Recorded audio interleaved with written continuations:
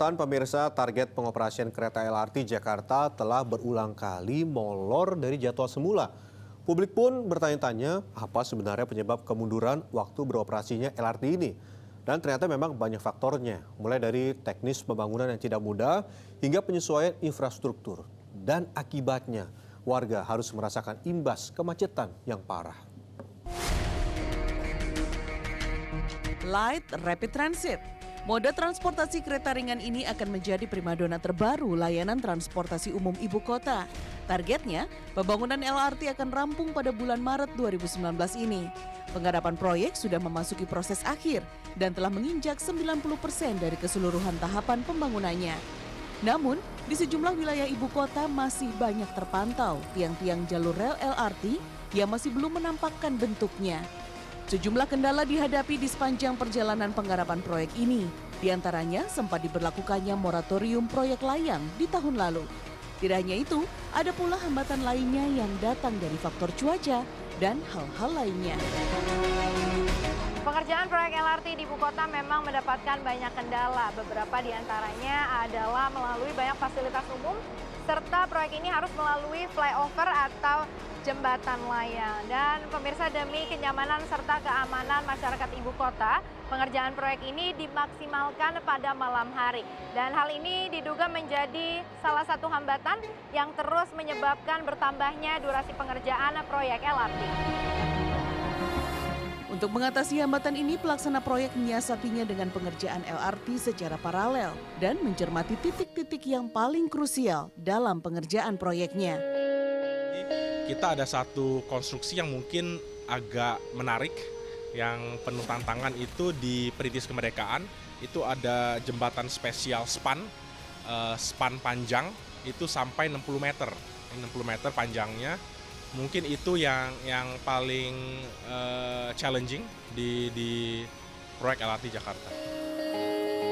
Tidak hanya menyisakan tantangan bagi tim pelaksana proyek LRT, dampak pembangunan ini juga dirasakan masyarakat, terutama terkait penyesuaian infrastruktur. Misalnya, trotoar, arus lalu lintas, perpindahan halte busway, fasilitas umum, termasuk jembatan penyeberangan orang dan jalan layang.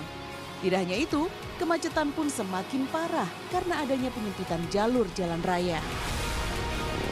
Salah satu imbas dari pembangunan proyek LRT Jakarta adalah banyaknya penyempitan jalur yang mengakibatkan kemacetan di beberapa ruas ibu kota. Nah, akankah pengoperasian LRT nanti dapat mengurai kemacetan atau justru penyempitan jalur ini membuat adanya masalah baru bagi pemerintah?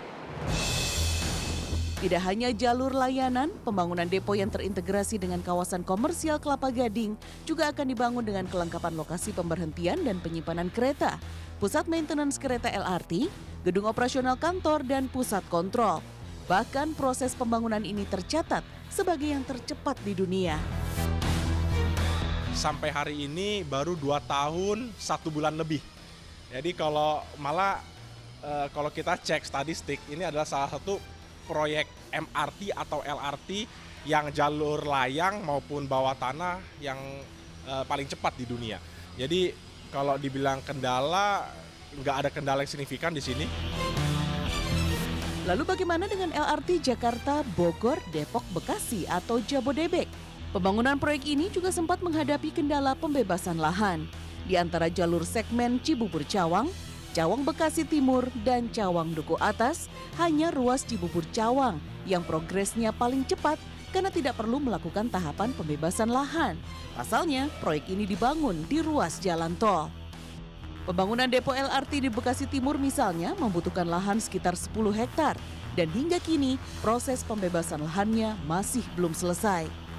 Sementara untuk ruas Cawang Duku Atas banyak terkendala instalasi bawah tanah jalur seperti pipa gas, jaringan listrik dan telekomunikasi, serta kendala izin penetapan lokasi oleh Pemprov DKI Jakarta yang baru ditandatangani April 2018.